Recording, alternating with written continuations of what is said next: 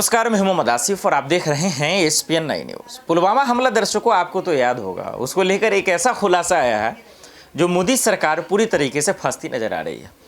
उसकी सच्चाई हम सबके सामने आ गया। पूरा विपक्ष हमेशा से सच मांगना चाह रहा था। उस वक्त जो है राज्यपाल, आप जानते हैं, सत्यपाल मलिक की बताई जा रही है और उनके बयान हमारे सामने आ गए। पूर्व राज्यपाल अब हो गए हैं सत्यपाल मलिक। सत्यपाल मलिक का दरअसल एक जगह इंटरव्यू चल रहा था और उसमें ने जो खुलासा उन्होंने किया है वो हम सबको हैरान करने वाला है। उसमें जो उन्होंने खुलासा किया है वो हम सबको विचलित करने वाला है।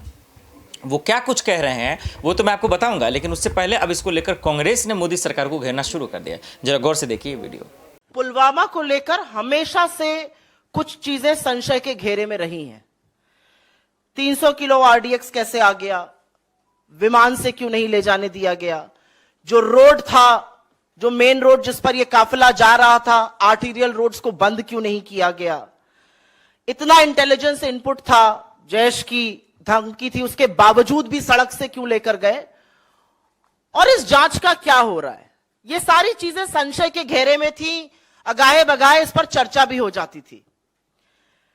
ईश्वर जाने असलियत क्या है, लेकिन मेरे लिए यह बहुत निजी मामला है और मैं ये डिस्क्लेमर के साथ कहती हूं क्योंकि ये उन 40 जांबाजों की तस्वीर है जिनकी शहादत हुई और अब पता चलता है कि शहादत जो है वो सरकार की लापरवाही के कारण हुई।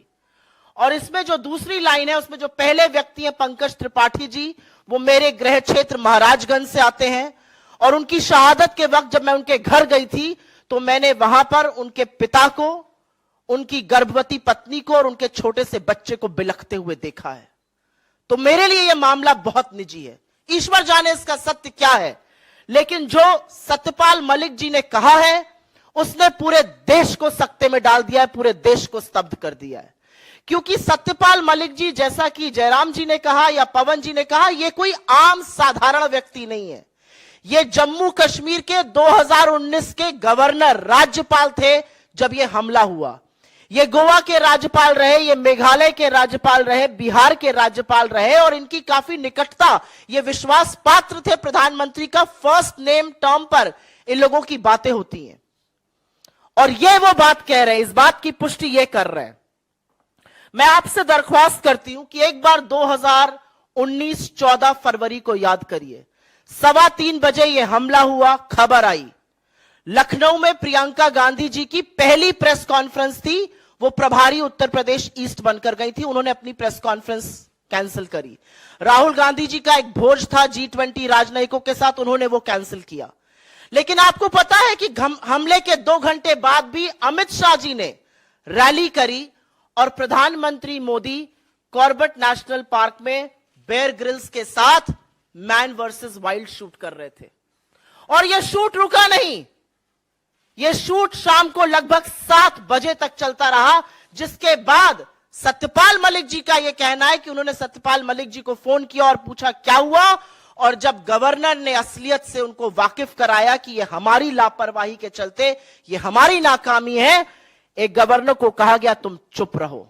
और एक बार नहीं, उनको बार बार चुप रहने की धमकी दी गई और यह भी साथ में कहा गया अगर तुम कश्मीर पर बोले, इस मामले पर बोले तो मैं तुमसे मिलूंगा नहीं। यह सच जानना जरूरी है। और जैसा कि आपने इसमें देखा, जो हमने वीडियो चलाया था, 2500 सीआरपीएफ के जवानों को जम्मू से श्रीनगर जाना था, 5 विमान की दरख्वास्त करी गई थी, उसको तत्कालीन गृह मंत्रालय ने, गृह मंत्री राजनाथ सिंह ने रिजेक्ट किया था। और यही सच, अगर यह ना होता तो यह आतंकी जो साजिश थी यह नाकाम हो जाती। कुछ ज्वलंत सवाल हैं और यह सवाल आपके सामने इस मंच से उठाने जरूरी हैं। सीआरपीएफ के जवानों को हवाई रास्ते से क्यों नहीं ले जाया गया? मोदी सरकार ने उनको एयरक्राफ्ट देने की अनुमति क्यों नहीं दी? यह पहला सवाल है और इस सवाल का जवाब आज देश मांग रहा है, क्योंकि देश स्तब्ध है। ये 40 परिवार आज जानना चाहते हैं कि उनका जवान बेटा, उनका पति, उनका पिता क्यों शहीद हुआ, उसको एयरलिफ्ट क्यों नहीं किया गया। जैश की धमकी को, जैश ए मोहम्मद जिसने इसकी रिस्पॉन्सिबिलिटी ली, यह दूसरा सवाल है, उसकी धमकी को नजरअंदाज क्यों किया गया।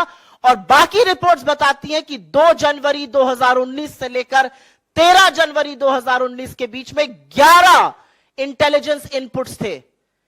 कि ऐसा एक आतंकी हमला हो सकता है, और उसके बावजूद भी 78 गाड़ियों के काफिले को, ये एक या दो गाड़ियां नहीं जा रही थी, सीआरपीएफ की 78 गाड़ियों के काफिले को सड़क के माध्यम से जम्मू से श्रीनगर ले जाया जा रहा था जब अवंतीपुरा पुलवामा में यह कांड हुआ।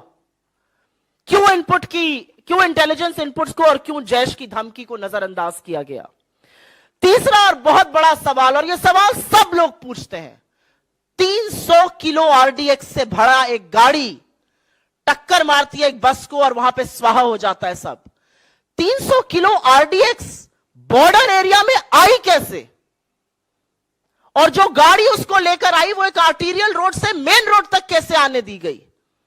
पूरा सैनिटाइजेशन होता है रोड का। और आज ये सवाल है कि क्या हमारे सैनिकों की जान इतनी सस्ती है कि वहां पर कोई बंदोबस्त नहीं किया गया था? यह तीसरा बड़ा सवाल है। और उसी से एक सवाल जुड़ा भी है, पुलवामा की जांच का क्या हो रहा है? 4 साल बीत गए पुलवामा को, 2019 14 फरवरी को हुआ था, हम 15 अप्रैल 2023 में बात कर रहे हैं। इस जांच का क्या हुआ? कब पता चलेगा आरडीएक्स, कब पता चलेगा रोड सैनिटाइजेशन के बारे में? चौथा और बहुत महत्वपूर्ण सवाल, सतपाल मलिक जी ने अपने इंटरव्यू में साफ तौर से कहा है कि उन्होंने प्रधानमंत्री को बताया कि गृह मंत्रालय ने रिजेक्ट किया था, उनको चुप रहने को कहा गया, तुम चुप रहो।